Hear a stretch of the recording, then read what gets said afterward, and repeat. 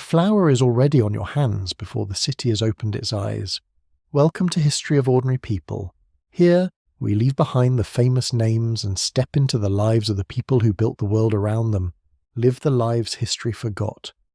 The darkness outside is complete, but you stopped noticing darkness a long time ago. The oven tells you when to wake, not with a sound, but with a warmth that finds its way through the walls and settles somewhere behind your eyes before your mind has fully understood what it is. You're already half standing before you've decided to rise, your body moving through a routine so deeply worn that thought has almost no part in it anymore. Your sleeping room is small. The walls are close. Somewhere above you, in the floor stacked upon this building like stones set one upon another, a neighbour shifts and coughs, and you hear the creak of wood, and then silence again. The city breathes around you in the dark, and you're already pulling your tunic over your shoulders, already reaching for your sandals on the floor, already moving toward the door and the stairs and the smell that is always there waiting for you. The smell finds you before the heat does. Flour, ash, the faint mineral edge of water drawn from the basin and left to stand. It is the smell of every morning you can remember, and it has become, in some way you could not explain to anyone, the smell of yourself. The bakery is just below, a few steps, a few heartbeats, and when you push through into the workroom, the oven is already breathing, its slow heat pressing against your face and hands like a patient presence that has been awake longer than you have. You did not start the fire. That was done before you came down, by the same method it is always done, the same careful coaxing of flame from embers banked the night before, the same practiced hand feeding fuel to the mouth of the oven, until the interior glows a particular colour that you have learned, over years, to read the way another person might read a face. Too pale and the bread will come out heavy, too fierce and the crust will darken before the inside is set. The oven has its moods, and you have learned all of them. Rome is still asleep, or most of Rome is. The city never truly sleeps. Not this city, not at its edges and alleys and along the river, where there is always movement and always noise and always someone whose business requires the dark hours. But in this street, in this moment, the carts have not yet come. The voices of the neighbourhood have not yet lifted into their daily clamour, and you have this small window of quiet that belongs entirely to the work. The millstones are heavy. They were always heavy.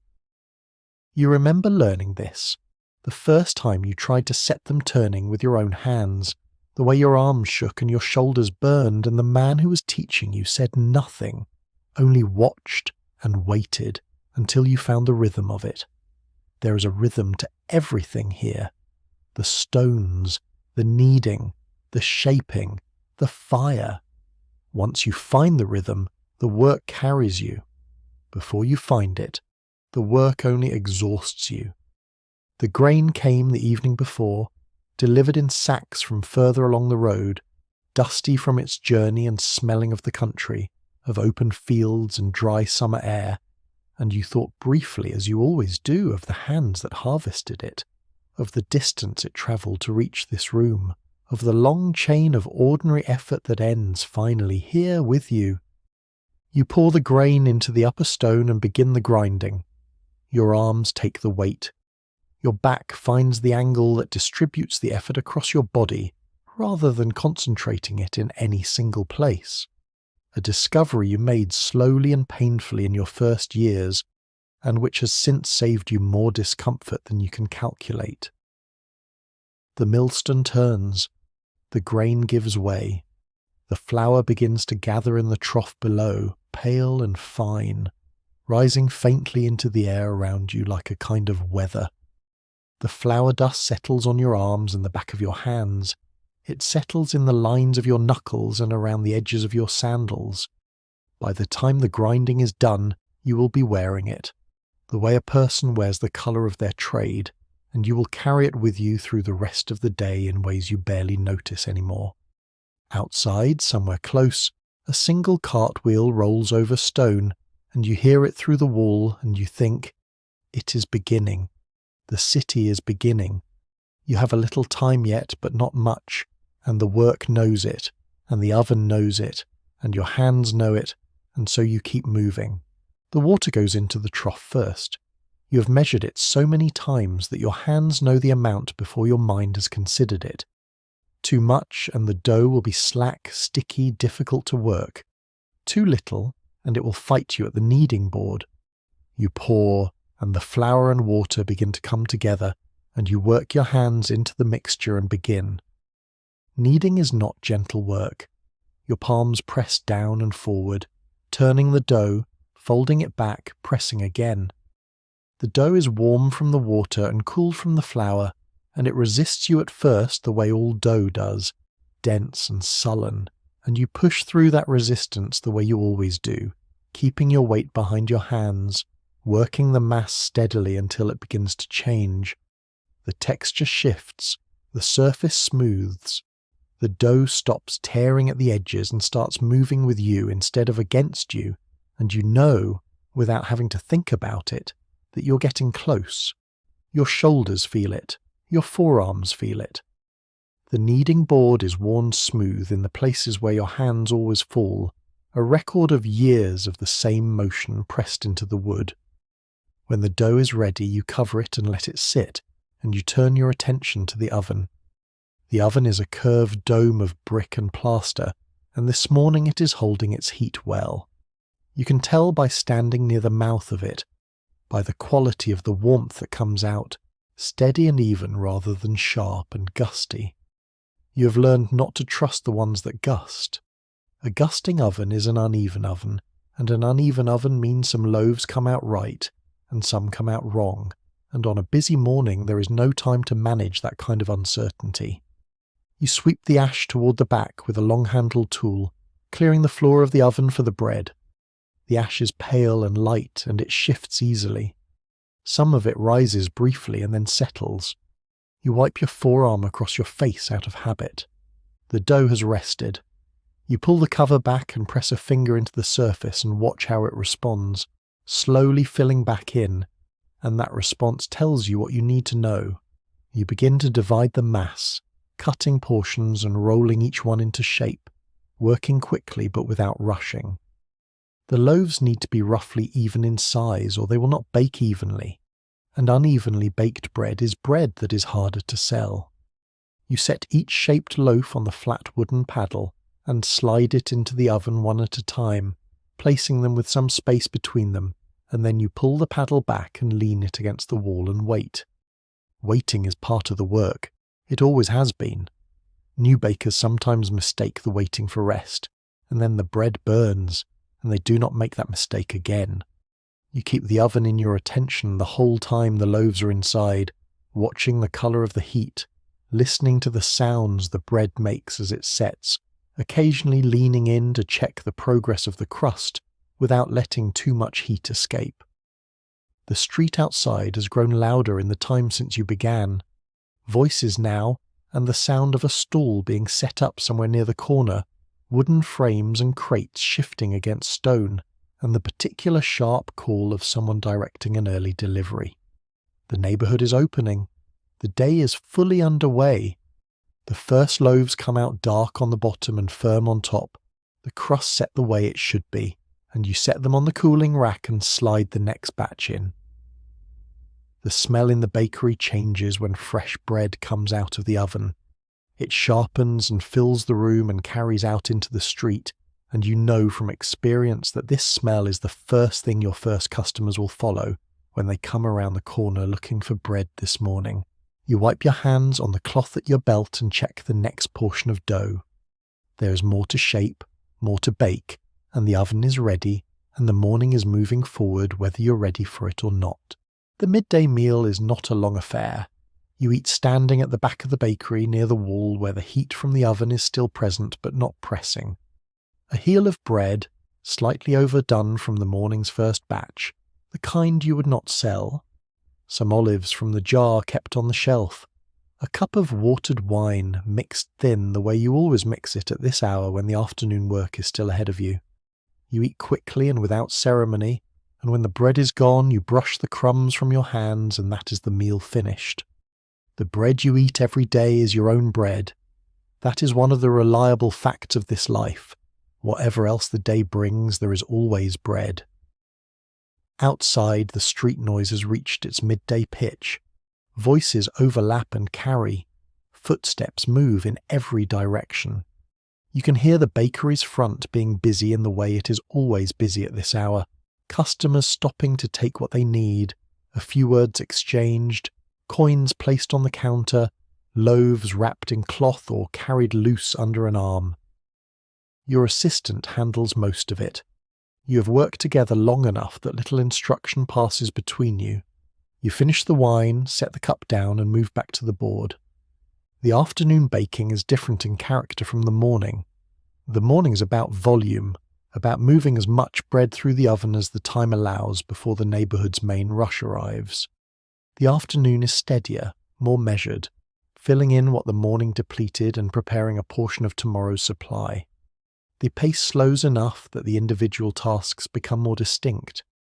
You notice the weight of each portion of dough in your hands. You notice the temperature of the oven settling into a slightly lower register as the morning's initial fuel burns down, and you add more to bring it back, watching the colour shift back toward the right range.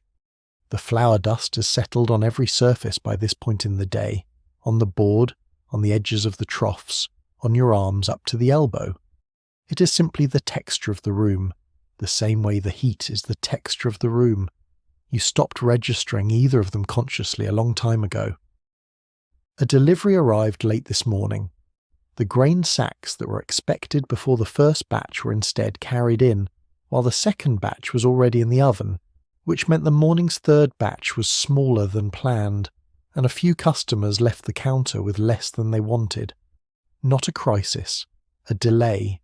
You adjusted, worked through it, moved forward. By midday you had caught up close enough that it no longer mattered.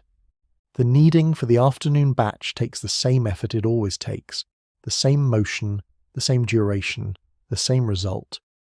Your arms are more tired now than they were this morning, but they work through it without complaint because this is simply what they do. The body learns what is asked of it and it provides. That is the basic arrangement. While the loaves are in the oven, you sweep the floor. Flour dust and ash, and the occasional crust fragment. The broom moves in short strokes, and the dust shifts and resettles, and you work across the room from the back to the front door, and the floor at the end of it is not clean exactly, but it is managed. The mess of work accumulated since morning is contained, pushed aside, dealt with. Through the open front you can see a narrow strip of the street.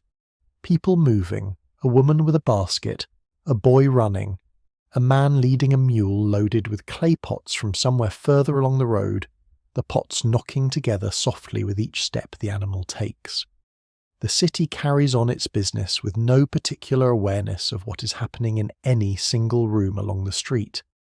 You check the oven. The loaves are setting well. A few more minutes. You lean against the wall with your arms folded and wait, watching the street, listening to the sounds of the afternoon, while the bread finishes baking behind you. The woman who comes in late afternoon is a regular. She arrives at roughly the same time most days, a basket over one arm, and she knows what she wants before she reaches the counter. 2 loaves, the standard size, the same as always. There is not much conversation. She examines the loaves briefly, the way she always does, pressing the crust lightly with one finger, and then she's satisfied, and the coins come out and the bread goes into the basket and she is gone. The whole exchange takes less time than it takes the oven to lose a degree of heat. Most of your customers are like this. They know what they need, they come, they take it, they leave.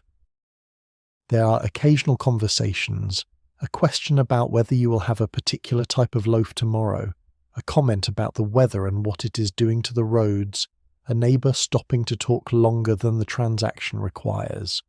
You answer what is asked, and you keep the exchange moving, not out of unfriendliness, but because the work behind you does not stop while the talking happens.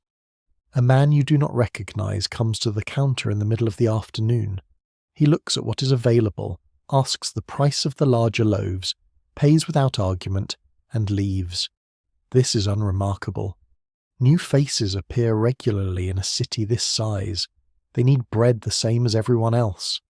The flour delivery that was late this morning created one practical problem at the afternoon surface. You're slightly short of the quantity you plan to have ready for tomorrow's early batch, which means either a smaller first run tomorrow or an adjustment to the ratios you work with tonight when you prepare the remaining dough. You think through this while your hands are occupied with shaping, weighing the options in the practical way you weigh most problems, without urgency, looking for the adjustment that costs the least and disrupts the least. The solution is straightforward enough. You will prepare what flour you have tonight and begin the first batch slightly later tomorrow, which means the bread will not be fully ready at quite the hour you prefer, but it will be ready, and it will be enough. The morning's customers will wait a little, or they will come back. Most of them will wait. You finish shaping the last of the afternoon loaves and slide them into the oven, and the problem is set aside, resolved at least in its outlines, no longer worth thinking about. The street outside grows quieter as the afternoon moves toward evening. The midday traffic has thinned. The vendors who were calling out earlier have settled into silence or packed up entirely. The light coming through the front of the bakery has shifted, gone from the flat bright light of midday to something lower and warmer, and the shadows inside the room have lengthened across the floor. You pull the last loaves out and set them to cool. The ones that did not sell today will keep until morning, and the ones that will not keep will be dealt with in other ways. Nothing is wasted if it can be helped. Stale bread has uses. You know them all. The oven begins its slow cooling. You do not put it fully out. Banking the coals for morning is more efficient than starting cold, and you know exactly how much fuel to leave and how to arrange it, so that by the time you come down tomorrow, the heat will be ready to be built back up without too much effort. You have done this enough times that the process requires almost no thought. You sweep again, a second pass across the floor, knocking the afternoon's accumulation of flour and ash toward the door. The broom strokes are slower than they were at midday. Your arms feel the full weight of the day now, a dull, settled heaviness in the shoulders and across the upper back that you recognize and accept as the body's accounting of the work done. The counter gets wiped down, the remaining loaves arranged, the baskets stacked, each small task completed in the same order it is always completed, because doing them in order means nothing gets missed and nothing gets done twice. When the last thing is done, you stand for a moment in the quiet of the bakery, the cooling oven ticking behind you, the street outside reduced to a few passing footsteps, and the room smells of bread and ash and the day's work, and then you turn and go upstairs. The room is dim when you come back into it. The light from outside has dropped to almost nothing, a faint grey at the edges of the small window, and you do not bother with a lamp for the few things that remain to be done before sleep. You know the room well enough to move through it without one. You wash your hands and forearms in the basin. The water goes grey almost immediately from the flour and ash still worked into the skin around your knuckles and wrists. You rinse and dry and set the cloth back on its hook. Your sandals come off. Your tunic will do for sleeping. These are the last decisions of the day, and they require nothing. Somewhere in the building above you, voices low and indistinct, two people talking in the way people talk when they're winding down rather than exchanging anything important. A child's voice briefly and then quiet. The building settles around its inhabitants the way it does every night, each room drawing inward, the noise of the day contracting to these smaller domestic sounds, and then, gradually to silence. You sit on the edge of the sleeping mat and your body registers the absence of standing. The relief is not dramatic. It is simply the removal of a pressure that has been present since before dawn, and the body notes it the way it notes most things at this hour, without commentary as plain fact. Tomorrow's first task is already arranged in your mind. The dough prepared tonight, the oven banked, the flour measured against what the delivery left short. There is no anxiety in this. It is simply the shape of tomorrow, already known, already accounted for. The bread that left the counter today went to homes and cookshops, and the hands of people you recognized and people you did not. Some of it travelled further than the street outside. A basket purchased by a woman who mentioned she was heading across the city. A larger order collected by a man who supplies one of the inns near the river. The loaves stacked and covered and carried off in the early afternoon. Where bread goes after it leaves your hands is not something you spend much time following. You made it. That is your part of it. The city outside is not silent. It never is. But the sounds at this hour are different in character from the sounds of the day. Fewer voices. The occasional cart on the stone, slower now, carrying goods to somewhere that needs them before morning. A dog somewhere in the distance. The sounds are familiar and they do not ask anything of you. Your eyes are already closing before you have fully settled. The mat is thin and the room is warm, and neither of these things troubles you. You have slept in this room through heat and through the cold months when the walls held the chill, and through every variation the city's seasons produce, and the body has made its accommodation with all of it. The last thing you are aware of is the faint smell of the bakery rising through the floor below. Flour and ash and the cooling oven.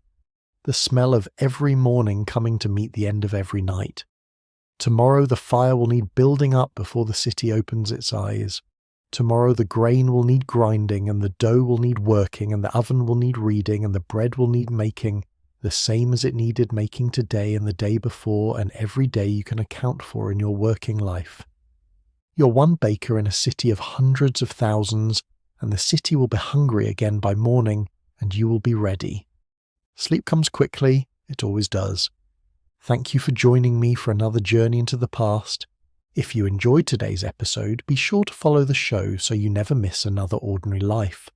Until next time, remember, every road, loaf of bread, fishing net, workshop and home was built by hands. History rarely recorded. This has been History of Ordinary People. Live the lives history forgot.